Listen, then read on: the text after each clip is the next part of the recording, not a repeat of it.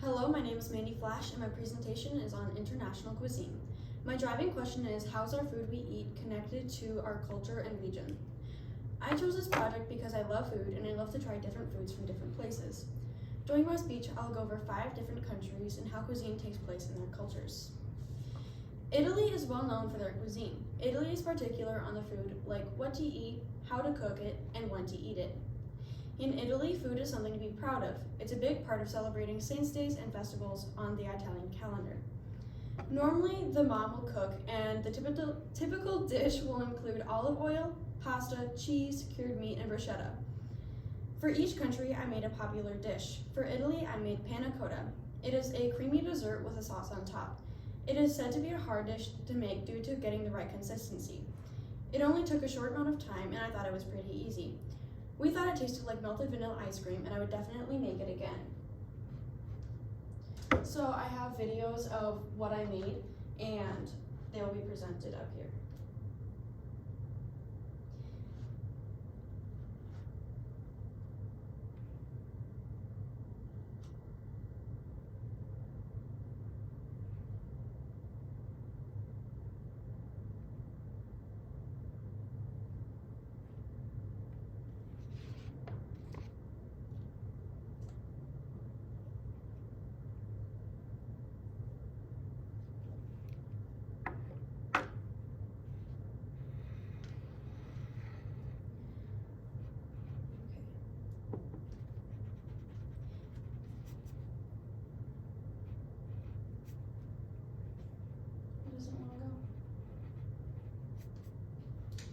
In Mexico, they are heavily influenced by indigenous groups like the Aztecs.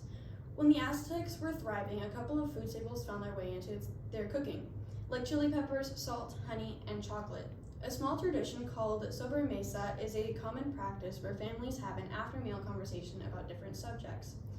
These talks can be short or long. Some common dishes in their cuisine are enchiladas, tacos, tamales, rice, and corn. Corn is a huge part of Mexico's cuisine. Corn was the most popular used ingredient in the pre-Columbian period. The dish I made for Mexico was caramel flan. It's another creamy good that has a caramel sauce. For me, it was really hard to get the caramel right. The sugar kept on crystallizing instead of caramelizing. I would definitely make this again, but first learn how to caramelize the sugar.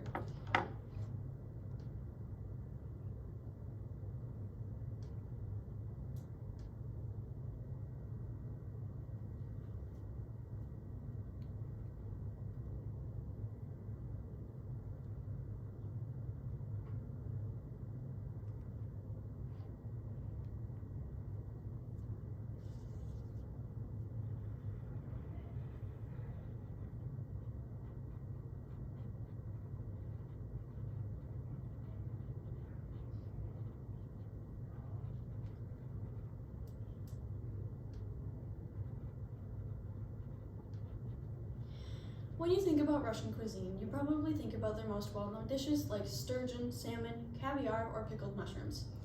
All meals were separated into 2 categories, Lenten and Vario. During Lent, it's about 192 to 216 days. People couldn't eat foods consisting of meat, eggs, or milk. Some meats were forbidden, like veal or rabbit meat, so people mostly ate poultry and game birds. Old Russian cuisine was mostly prepared in a special Russian oven. The oven would make food with a constant or decreasing temperature. This allowed cooks to create a different flavor that can't be created today. For Russia, I made Russian tea cakes. They are a dry, powdery cookie that is normally eaten with tea. It was fast and easy to make, and I would make it again.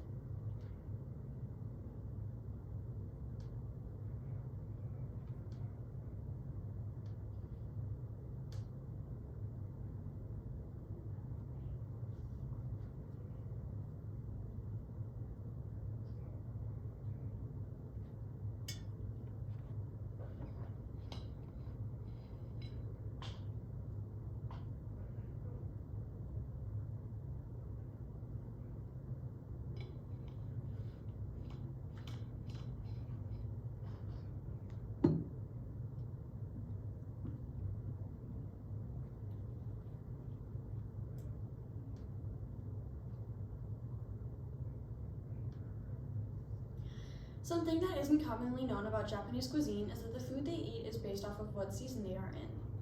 The dishes typically reflect the season, and fish and fruit are huge parts of Japanese cuisine, no matter. Japan has hundreds of sushi conveyor belt restaurants, and sushi is normally eaten alive, raw, grilled, or deep fried. When you go into a Japanese restaurant, you are to eat there. Eating on the go is considered rude. In America, we think it's fast and easy. A big part of their culture is hanami. Hanami is also known as the Cherry Blossom Festival. It is one of the most celebrated festivals in Japan. This is when they celebrate the blossoming of the cherry trees. Families will gather around the trees to party and have picnics. For Japan, I made castella cake. It is a sweet, dense cake that is served at weddings or other special events. It took longer to make, and I wouldn't make it again unless someone asked me to.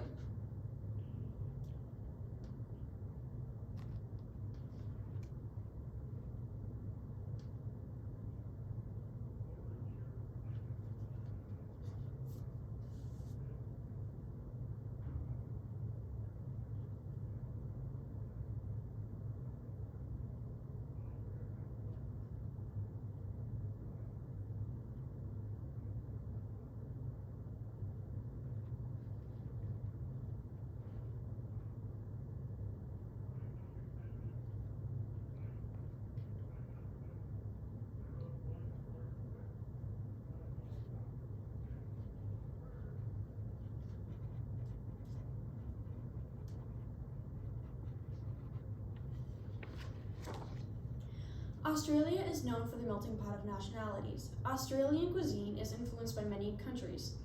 Food way back when Australia was first established by Captain Arthur Phillip was hard to come by. The settlers weren't experienced in farming, and agriculture practices were disastrous. Crop failure made food shortages, and settlers depended on imported goods from England. As Australia grew, they were influenced by different cultures.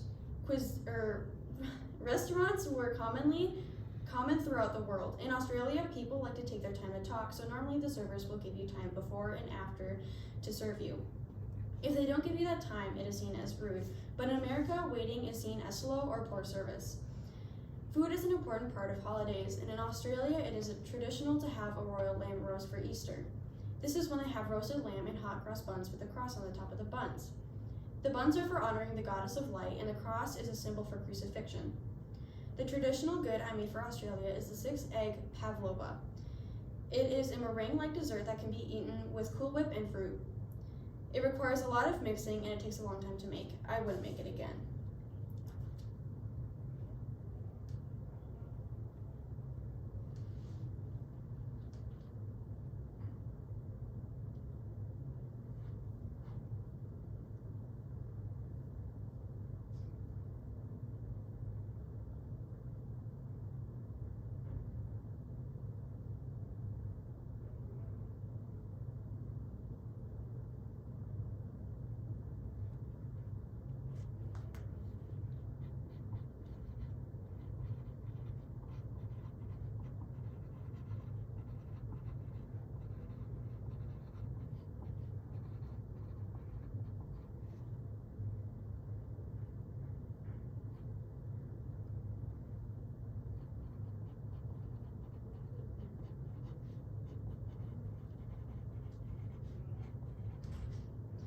After looking at the 5 countries, culturally, food is a great part of our traditions, and food keeps our traditions going.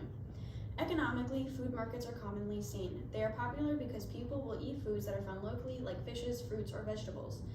Environmentally, farmers are working to grow crops in a more sustainable way, like having less runoff or using less pesticides.